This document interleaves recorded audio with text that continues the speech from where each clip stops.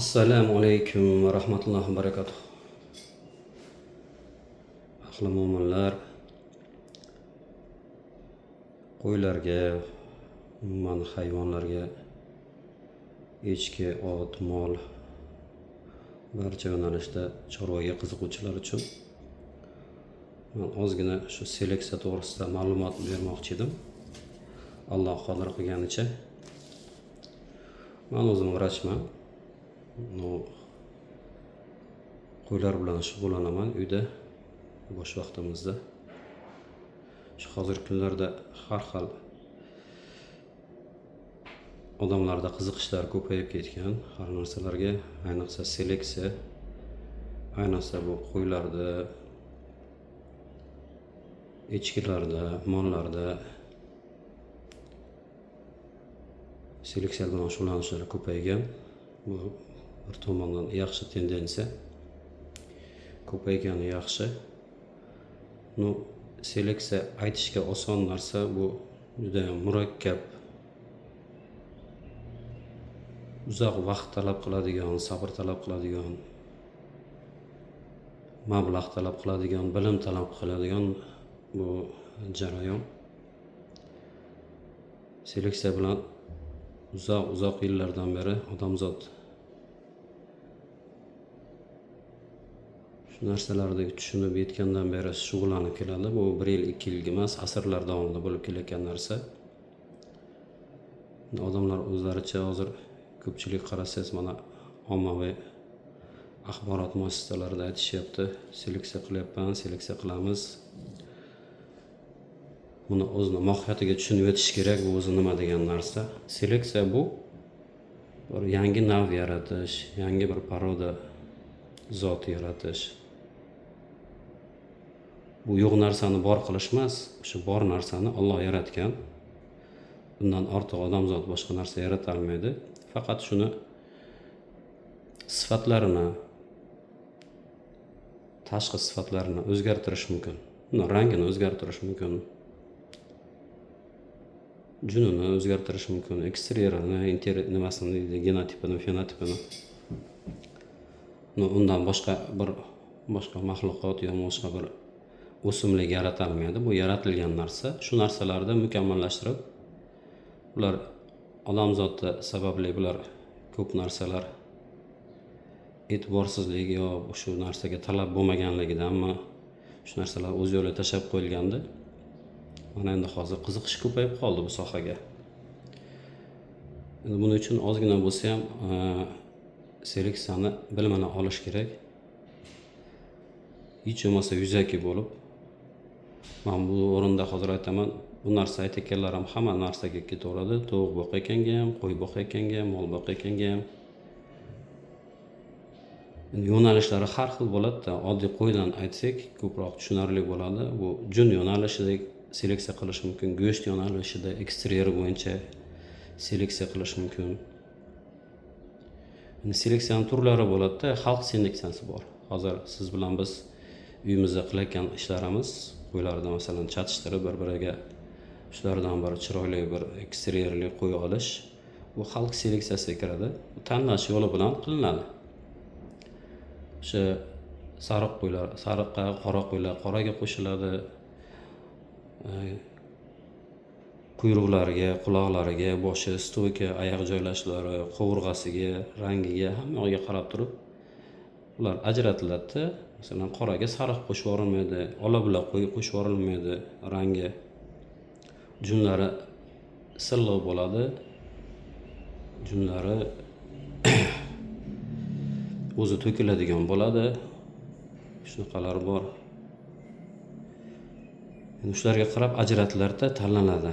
Imkon qadar shu odamzod o'ziga yoqqan narsani yaratishga harakat qiladi. Endi ilmiy seleksiya bor, bunda o'zi genetika, genli injineriya.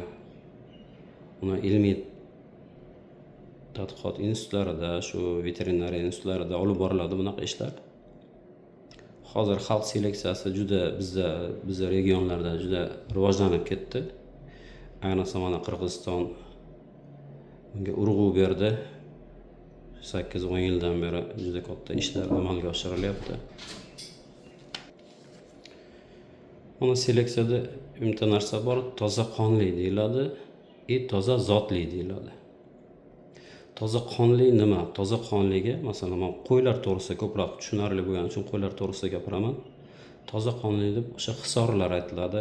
Toza qonli bu yillar davomida, asrlar davomida shu bitta qonli qo'ylarda o'zidan ko'payib, shu o'zini fenotipi, genotipiga ega bo'lgan anaqalar turkumiga kiradi. Ikkinchisi toza zotli deydi. Toza zotli, toza qonli bo'la olmaydi. Toza zotli bu masalan 5 ta 6 ta pokoleniya nimalarida, zurriyotlarida masalan bir xil natija berib kelsa, bu o'zi toza zotli hisoblanadi. Masalan, farzandi, endi odam nimasini tushuntiradigan bo'lsam, farzandi bo'lsa, farzandi otasiga o'xshaydi, nevarasi ham otasiga o'xshaydi, chevarasi ham o'sha opog'isiga o'xshaydi. Shunaqa bir xil bo'lib ketsa, bu o'zi toza qonli bo'ladi. Nima, toza zotli bo'ladi. Bu toza zotli degani bu toza qonli degani emas. Endi qo'ylar nimasida qiladigan bo'lsak, mana shu hozir juda ko'p har xil tortishuvlarga sabab bo'lyapti. Hisorlardan, to'g'ri, hisoridan tarqagan tagi qoni hisori hisoblanadi. Uni zotiga olsangiz, toza zotli oladigan bo'lsangiz, u qo'ylar hammasi boshqa qo'ylarda o'sha oddiy shu arashanda o'zi ham, hozirgi kundagi arashanda yuritilayotgan qo'yda ham qonida 60-70% shu hisorini qoniga to'g'ri keladi. Qolgan 30%, 30-35% boshqa qo'ylarda qonidan. Bu nimaga bunaqa bo'lgan? Buni xalq seleksiyasida mana shu hisoriga boshqa qo'ylarni parametrlarini, jihatlarini, sifatlarini olish uchun qo'shilgan. Masalan, rangini o'sha afg'ondan olingan, yo'g'onliklarini o'sha staro-kirgizskiy paroda deydi, eski qirg'iz parodalari bo'lgan o'shandan olishgan. Masalan, junni silliqligi ham shu afg'ondan olingan, junni rangi ham, junlarning qirg'iligi ham shu tushga hali o'zi to'kilishi anaqasi bu hisorini o'zida ham bor. Hisorini o'zida ham junlari to'kiladiganlari bor, to'kilmaydiganlari bor.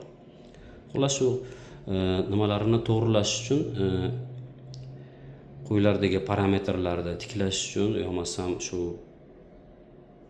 bironta joyida bironta o'zgartirish kiritish uchun, masalan, qulog'ini uzunlik qilish mumkin, bo'yini uzun, vesini katta qilish mumkin, oyoqlari joylashuvi, o'sha ranglarini, boshlari oq, qorinlari oq qo'ylar, bular afg'ondan chiqqan, afg'ondan o'tgan. Buni oddiy tushunmagan odam masalan bir qo'yda ikkinchi birga qo'yga qo'shib shunaqa natija ola olmaydi birdaniga. Buning uchun shu bilan shug'ullanib yurgan odamlar, yo'lmasam shuni bilimiga ega bo'lgan odamlar buni asta-sekinlik bilan qo'shib borishadi, shu narsalarni, parametrlarni chiqarishadi. Endi bu tashqi qiyofasi qo'ylarda fenotip deyiladi. Masalan, tashqi parametrlar, rangi, bo'yi, quyrug'i, quloq joylashuvi, boshi, stoykalari, yurishlari, qovurg'asi uzun, kaltaligi, bular hammasi fenotipga kiradi. Genotip bu nasl nasabi. Shuning uchun hozir bu ikkalasi ham seleksiyada o'zimiz bilgan holda, bilmagan holda shu narsani ishlatamiz u e'tibor bermaymiz. Shuning uchun seleksiya bilan shug'ullanaman degan odamga birinchidan vaqt kerak, ikkinchidan sabr kerak, uchinchidan mablag' kerak. Bu eng asosiy narsalar. To'rtinchidan sharoit kerak, shunaqa boqsa bo'ladigan. Masalan, 2 sotik, 3 sotik joyda seleksiya qilib bo'lmaydi. Yo'lmasam 4 ta 5 ta qo'y bilan seleksiya qilib bo'lmaydi. Seleksiya qilish uchun ma'lum bir tepada aytib o'tgan narsalar ham kerak bo'ladi-da. Sharoitingiz bo'lish kerak, bilim bo'lish kerak. Mana shariatimizda borki, nima ish bilan shug'ullanayotgan bo'lsang, shu ishni ilmini o'rganish farz deyiladi. Bir ozgina anaqa qilib vaqt ajratib shu ish bilan shug'ullanmoqchi bo'lgan, aslida shug'ullanmoqchi bo'lgan odamlar ozgina harakat qilinglar, shu o'qishga, o'rganishga bironta ustoz topib, shundan bir o'rganishga, undan keyin ish boshlash kerak. Uni har bitta nimasida vaqt deydik, mana vaqtga bu 1 yil, 2 yilda bo'ladigan natija emas. Bu 3-4 ta pokoleniya olib, keyin seleksiyangiz natijasini ko'rasiz. Bu degani kamida 5 yil degani. Sabr bu Allohdan. Barcha qilayotgan ishlarimiz Allohga tavakkal. Biz sababini qilamiz, yo'q natijani Alloh o'zi beradi, o'zi beradi. Shuning uchun sabr kerak bo'ladi. 1 yilda natija olmaydi. Endi tayyor materiallarni olib, shundan anaqa qilaman desa, bu seleksiya deyilmaydi, bu ko'paytirish bo'ladi. Seleksiya bu nima deydi, bir nimalarga, talablarga javob bermaydigan o'sha qo'ylardan oxiri shu talablarga javob beradigan qo'ylarni yetishib chiqarish. Bu zo'r qo'yga qo'shish seleksiya deyilmaydi. Bu seleksiya bo'lmaydi ham hech qachon. Chunki u o'zi seleksiya bo'lmagan narsani ko'paytirish. A seleksiya o'zingiz qilsangiz bo'ladi, faqat bunga shu aytganlarim vaqt, sabr, mablag', bilim, ish sharoit kerak. Kutish kerak. Shu narsa endi shu narsani bilmini olmasa bo'lmaydi, chunki usta ko'rmagan shogird har maqomga yo'rg'alar deydi o'zbekda. Shuning uchun agar shuni bilmini olib turib, sekin-sekinlik bilan harakat qilinsa, inshaalloh hammani qorasida natija bo'ladi. U nima bilan shug'ullanmasin? U gullar bilan shug'ullanadimi? O'simliklar bilan, bu hayvonlar bilanmi, qushlar bilanmi? Bu hammasida seleksiya bor, hammasiga vaqt kerak. Inshaalloh.